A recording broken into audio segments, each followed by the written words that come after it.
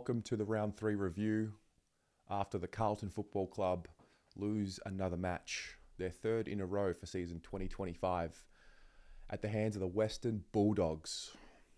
It was 11 goals 9-75 to 12 goals 11-83 in front of just a tick under 45,000 people at Marvel Stadium on Friday the 28th of March 2025.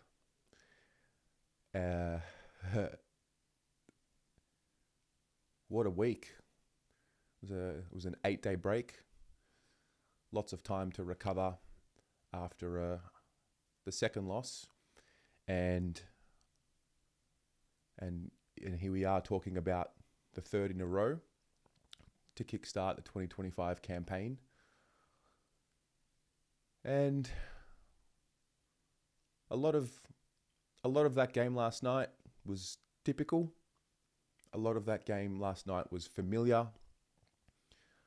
I'm going to go through how I watched the game and then try and make sense of it with you and try and make sense of what's happening with you. And then we'll pack it up and review it over the next couple of days, do some ratings, unpack things and move on and hope for better days moving forward.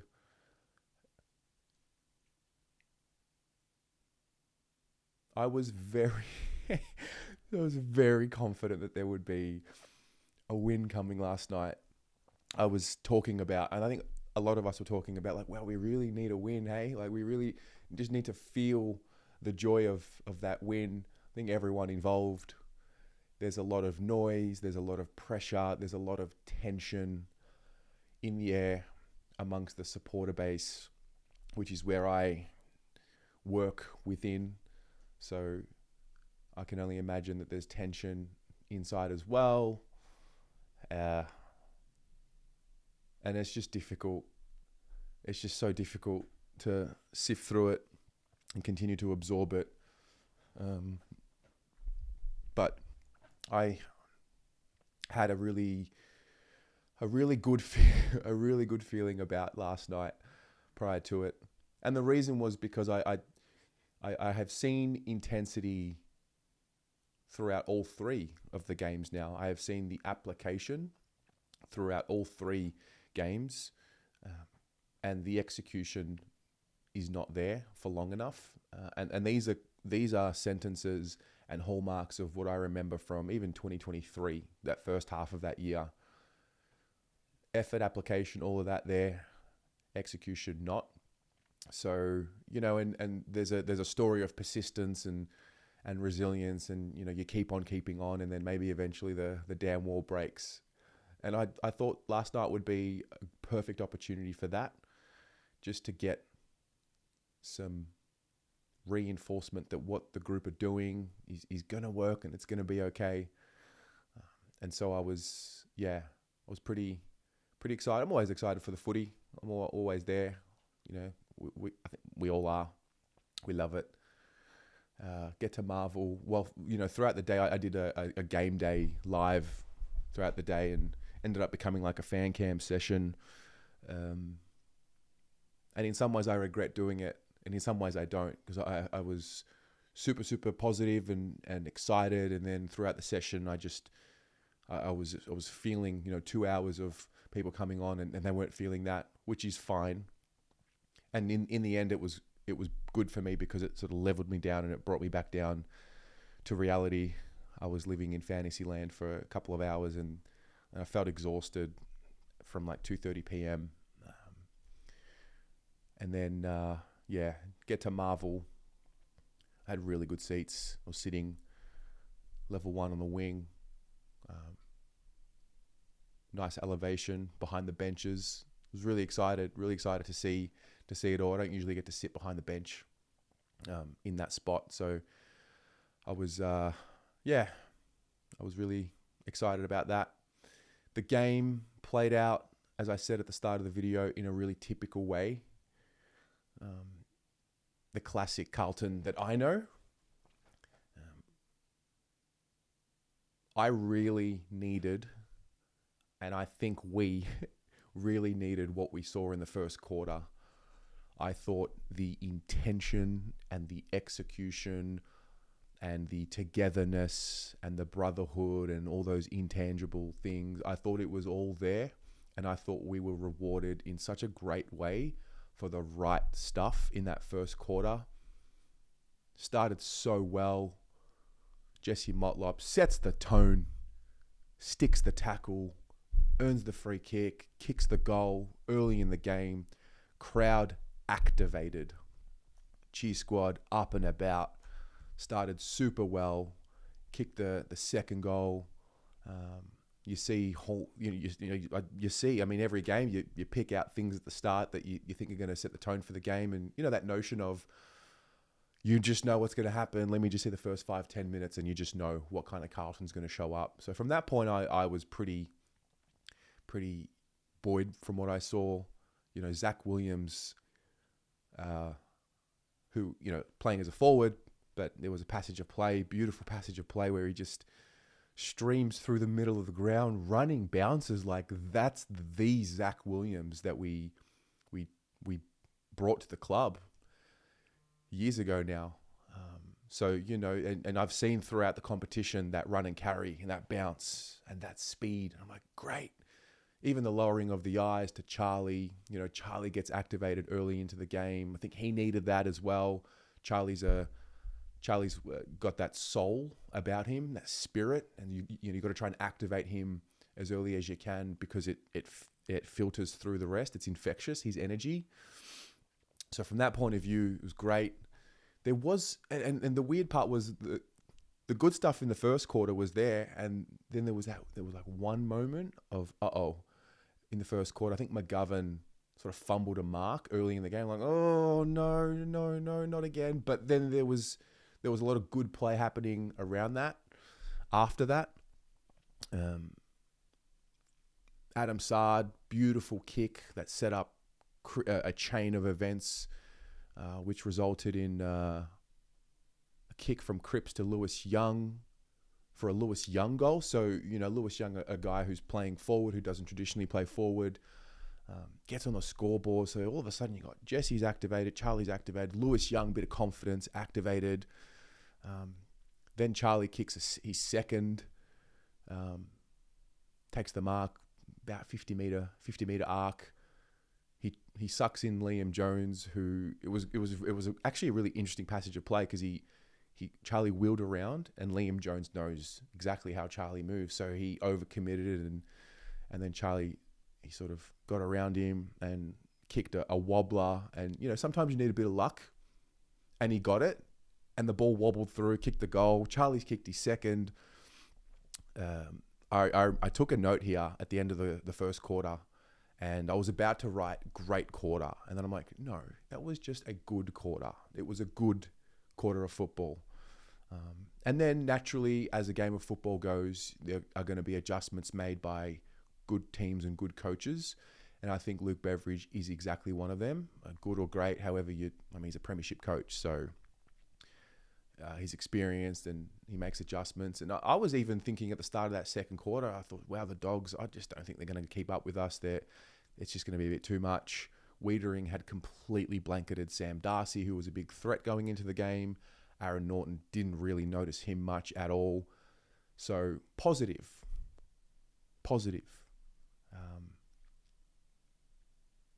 There was a passage of play in the second. Zach Williams takes a mark on the wing and then kicks a beautiful kick through the corridor. That type of kick that we don't usually take. And this particular kick didn't come off.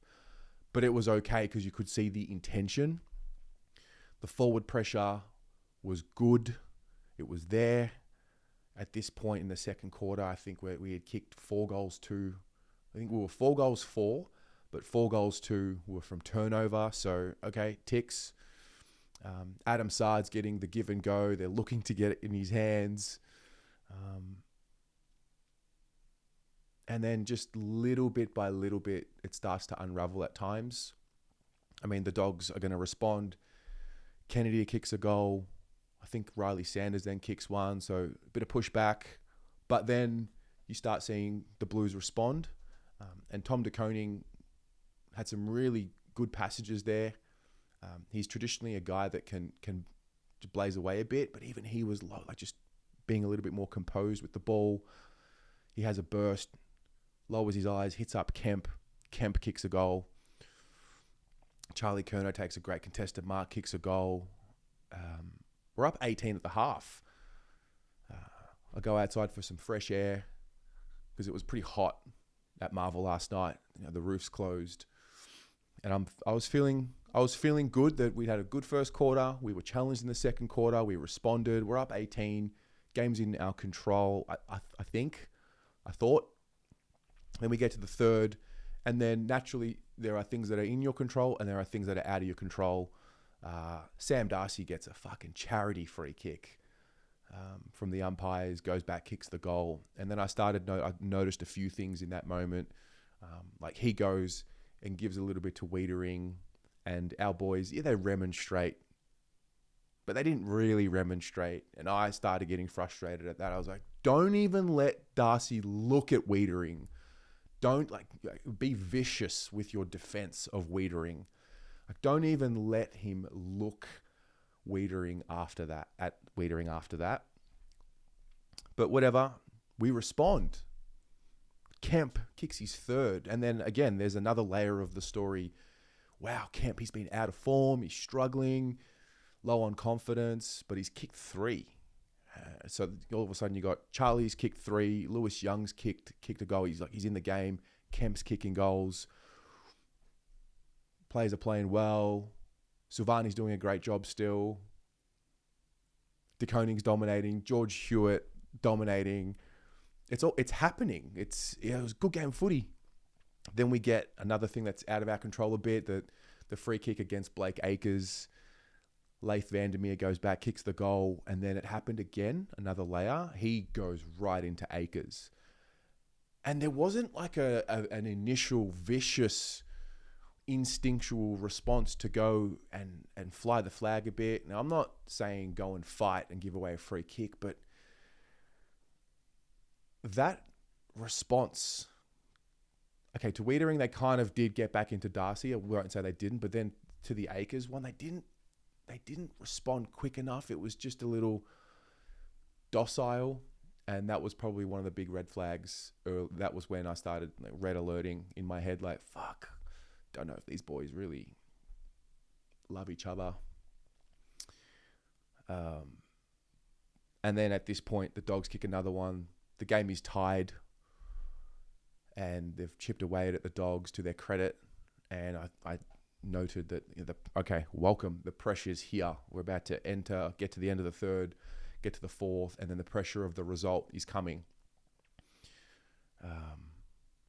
Get to the fourth, start well. Lewis Young, man. Lewis Young. There are 2 guys in the team that have really copped it for their performances and can sometimes become a little scapegoaty. I think Kemp's been one of them of recent times, and Lewis Young. Man, Lewis Young kicks that goal at the start of the fourth. That angle, that's such a difficult set shot to take. And I just want to give him all the praise for that moment. Because I'll be honest, when he's lining up, I'm like, it's unlikely. Like, even if Harry was taking that shot or Charlie were taking that shot, it's a tough one. But the fourth quarter starts with that Lewis Young goal. I'm like, okay, crowd's activated. We're in this. And then a passage of play happens, which just encapsulates the whole thing at the moment. And not just for the moment, for a while. It was a transition play from our defense to our forward 50. The boys bust in the gut to provide an option forward of the ball. We kick the ball, chip it. When I say chip it, maybe like 20, 25 meter kicks, zigzag it. About 5 kicks to get to Lewis Young. And Lewis Young is tasked with the entry inside 50, and he kicks it, and that ball gets turned over. And then you see the Dogs with 2 kicks get a shot on goal. So 1 kick goes from someone to Ed Richards, who then pivots, turns, kicks it over to maybe Davidson, who's a star, by the way. And then he hits up Sam Darcy. He kicks his second. then you just see, the results coming, and maybe that pressure starts caving in, and then you just start seeing the thing happen.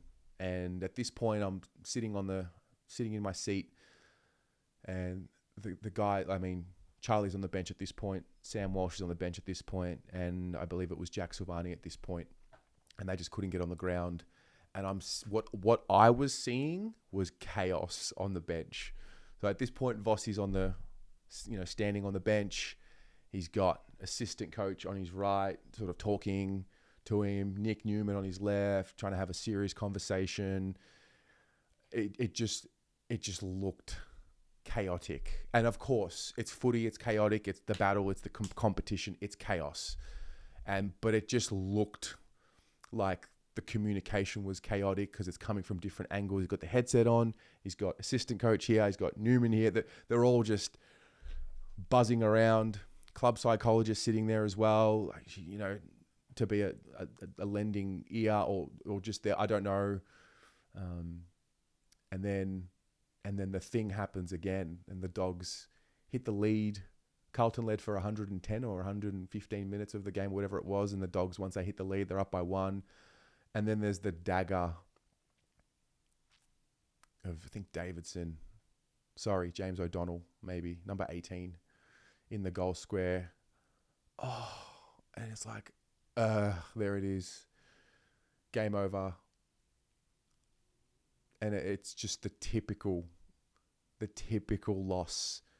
They did the intensity, the application. I don't think you could truly question that. But the game is about so much more than just putting in effort and tackling and contest and pressure, because the other team is also lifting their application in the contest and with their pressure. And it just falls apart, and the loss comes, and it just, siren goes. Oh, it's not even sadness, man. It's the collective. You ever talk to a Carlton supporter lately, and it's like, oh, who do you go for, Carlton, or how the Blues going? And there's always that the groan. It's like that collective groan. You know it. I know you know it. It's so funny. Fan cams comes on. It's like, hey, how are ya? Whoever comes on, and it's like, oh. Yeah, and it's apathetic. It's the acceptance of, we ain't good. It was a heavy week. We lost a brother. We lost a soldier in Harry Mackay, who put his hand up and just couldn't do it. He couldn't get up for the game. And so there was that situation and rhetoric, and it's sad because I would hope that for a guy to have fear or to have a discomfort going to work, the workplace, or the football team, like footy's meant to be the bring the joy. And so for him to and you can have an opinion either way. I've spoken about the balance of perspective of listen, pressure, real pressure, the real world, but then also it's got to be to a point where he just couldn't get up, and so you put your hand up and look after yourself.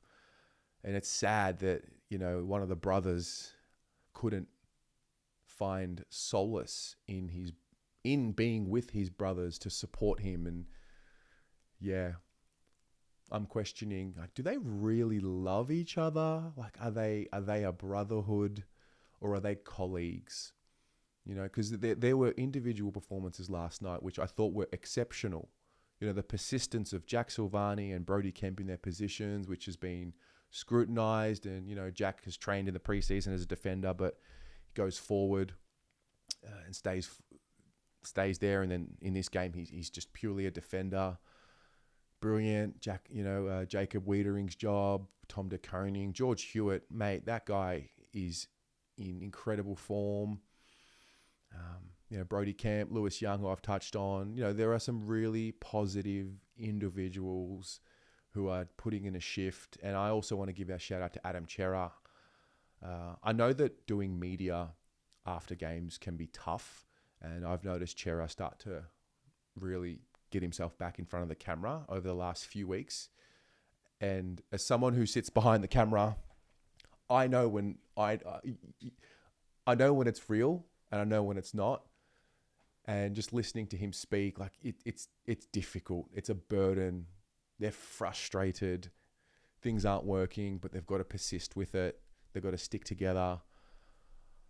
Yeah. It's sad, man. It's sad. It's sad to watch. There were a lot of realizations last night in the fan cams, which were, if you haven't watched them, go and watch them. They're brilliant. They're so good. And this is part of life. Sadness is a part of life. And what I've noticed, and I think really and truly come to terms with, is that this generation and my generation that I lived through, we are going to be the generation, the lost generation. And I've spent a lot of years thinking and building resentment towards the football club and the administration and the leaders of the club, not just now, but over a number of years, because I feel like my generation hasn't been able to enjoy the successful or even just the fucking competitive, contending version of the Carlton Football Club. And I've built resentment about that. And then I've been able to reframe it in a different way, I guess, because resentment, like it's poison. Hate is poison. And it at times it becomes poison. It becomes vicious. It becomes dark. And I have resentment to these fools at the top who are tasked with building the environment for a successful football team and who have done anything but do that. So I build hatred and resentment. But then I've come to realize this is good. The good that can come from it is that it can build resilience. And, at least my mum got to watch the successful Carlton and enjoy those happy years.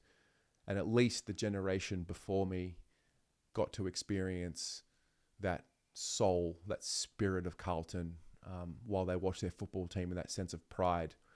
And, one day my children and our children from this generation to the next, I would hope that by then, actually, I'm pretty sure that by then it's going to turn, like, this is just a generation that is going to be the lost generation. And yeah, I've come to terms with that.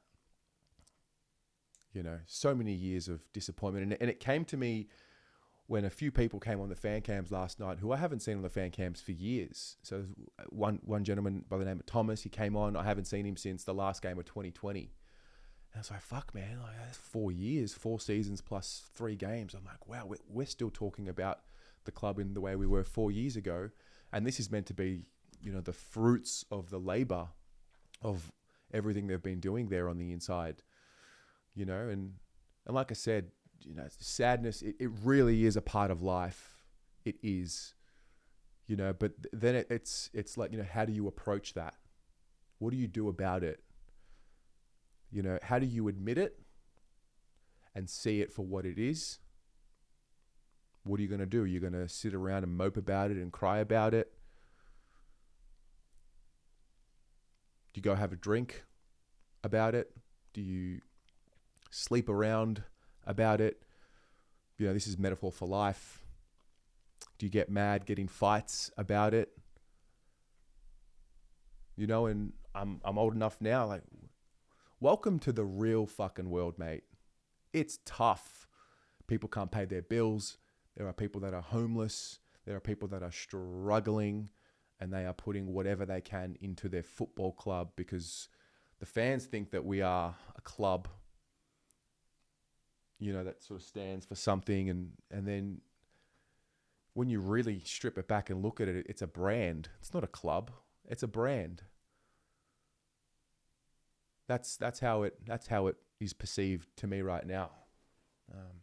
And I guess the beauty in documenting this and building the community and having hours, like thousands of hours of fan cams the beauty is the generation after me, and when I'm dead and people are watching this, and trying to understand what happened during that generation of the Carlton Football Club, if it ever turns around and gets to a really sustainable period of excellence, at least we can have the real documentation of what the narrative was about what was happening, not the bullshit that's being fed to us, the lies, the disingenuity.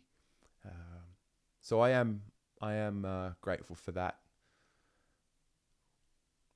And yeah, it's just another layer of the story. In life, no one's coming to save you. No one. Whatever you're going through, no one's coming to fix it. There's no savior. It's about looking in the mirror and sorting it out. Getting deep and dark with yourself. Embracing whatever happened in your life as a child, with your parents, with your partner, whatever's happened. And I can get angry and vicious, and I will have moments where I do, but I just got a lot of love to give, and I think that is the approach. That has to be the way, because hatred and fear, that's the poison. And we've been doing that for so long, man. The resentment, it's just, that's not the way out. I do have space for real, genuine care and love for these players who carry the burden of the club. I have space for, it's just football. Like, it is all one big fantasy. I also have an empathy for them, because they bear the brunt of it, because at the end of the day, we go to the football to watch the players play, and they represent the club. And for so long, the people who actually are at the top, who are tasked with building the infrastructure and the environment and the culture of the place, they get away with it. The conversation generally goes to sack Voss or sack the coach, and just keep that cycle going. Like, yeah, okay, let's bring John Longmire in. Start on Monday, mate, or fix it. And oftentimes the board and the administration and the department, they get away with it, and they keep their positions, and they keep the benefits of being at the top of the club, and they continue to do that. And so I think the pressure needs to come as equally as what it does, if not more, from the to the coaches and the head of football. Well, sorry, to the coaches and the players, as equally as the pressure goes to them, it has to go to head of football, department, the administration. Because the football department and the football is lacking. The business is booming, absolutely fucking booming, but the football is lacking. And right now, and not just right now, for a while, the club, again, I'm thinking about it as a club rather than just an entity. The soul is gone. There's no soul, the spirit. And even when it looks like it's activated, and the energy and Charlie and the infectious nature of him, and how that filters through, and the guys getting around each other early in the game, and then it just falls away. As soon as that resistance comes to the playing group on game day, and even to the club, it becomes self-preservation. And yeah, we're aching at the moment. My one saving grace about it is maybe what I touched on earlier, and that there's that story of persistence, and I honestly could not fault the effort and the application. Like, we've seen moments where it gets bad, and players give up, and you remember 12 tackles in a half against the Giants 2021, that sort of thing. So I still see a group that is trying, but the tools and the plan and the strategy that they are given is lacking, and their execution is lacking. Is it really just the fact that they've just got to keep going until they start getting a bit more composed and efficient? I don't know. That's been something that has been said for a number of years now. And so the Blues are 0-3 to start 2025. 6-day break. Got the Pies next week. Oh dear. And there is that sense of, like what's about to go down there. You can smell blood in the water if you're a Collingwood player. I mean, I watched Scott Pendlebury. He was doing the coverage maybe for Channel 7. And I'm like, oh, wow. Like, he's watching that from the perfect spot. He's going to know exactly what to do. And, you know, part of me says, like, I can't wait. Like, if they're going to tear us apart, is that what we need? I just hope that the right people are going to be held to account this time around.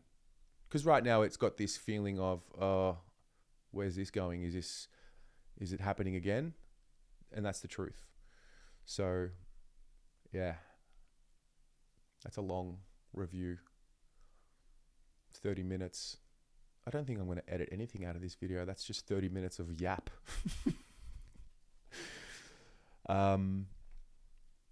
Please go and watch the fan cams last night if you haven't.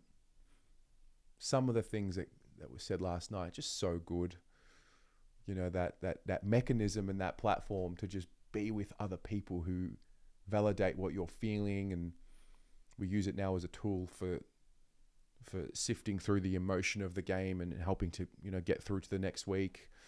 It's one of the things I'm most proud of doing this, how it's evolved. You know, and there's, you know, got a shout out last week from Will Anderson and his podcast, and I'm glad that somebody took the time to actually understand the essence of what it's about. And it's about filtering through that anger and frustration and you know, getting through this as a channel and then coming out the other end, having a laugh. And I find the soul of the club with you guys in the chat throughout the week, whether we're agreeing or disagreeing, whether it gets a bit angry and the tension's there and we're fighting a little bit with each other, but we always find a way to come back to full circle, and we realize we all just love this place. We all just love being a part of something. And yeah, that's my message for the week. Thank you so much for tuning in. Thank you so much for being here. Thank you so much for helping this thing become what it is. And I look forward to seeing what you document down below, because just keep in mind that everything that gets written below in the comments, it's part of the history of the story of what's happening. And it has impact now. It'll have impact in the future. Starting to think maybe this is just the story of the breakup and how we find a way to break up with the Carlton Football Club. People are having kids, generations are coming and going, and you know, you got younger people who are giving up on the club and don't want to go to games anymore. And yeah, I also want to give a shout out to the cheer squad who cop it at times and get the finger pointed to them at times. I thought their job was phenomenal. I really felt that they led the energy in the crowd at important moments last night, and just want to give a shout out to them because they do cop it, and we all cop it. I cop it, everyone cops it, and that's okay. I can feel and I can handle the wrath of the club because the wrath is inside of me too. Chat to you in the comments. We'll go from there. Go Blues.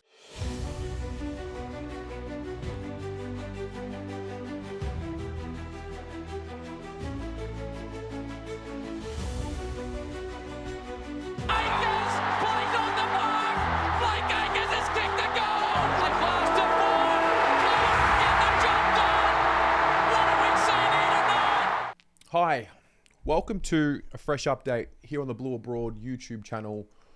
By now, most of you, maybe all of you, have seen some updates online that Harry Mackay will not be playing on Friday against the Dogs. Paul Sebastiani was the first one to tweet about this, and obviously with such news comes a ripple effect, and the purpose of this video is to just document that, document the story of this week, round 3, 2025. And Harry Mackay evidently will not be playing.